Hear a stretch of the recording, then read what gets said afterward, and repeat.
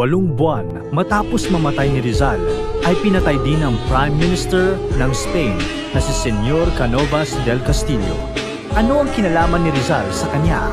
Paano ito nangyari? At ano ang dahilan ng kanyang pagkamatay? Sasagutin natin yan sa video na ito. September 1896, sumakay si Rizal sa bangkang Isla de Panay, paalis ng Dapitan, kung saan siya pinatapon at tumira sa loob ng 4 na taon. Pupunta dapat siya sa Cuba upang magsilbi bilang doktor sa ilalim ng Espanya. Ito ay ayon sa payo ng kanyang kaibigan na si Ferdinand Blumentritt. Ang Governor General ng Pilipinas noon na si Ramon Blanco ay pinayagan si Rizal at nagpadala pa nga ng recommendation letter sa Ministry of War ng Espanya. Sinabi sa liham na, sa nakaraang 4 na taong pananatili ni Rizal sa Dapitan, naging isang huwaran siya. Sa aking opinyon, karapat-dapat lamang na siya ay palayain sapagkat siya ay walang kasalanan.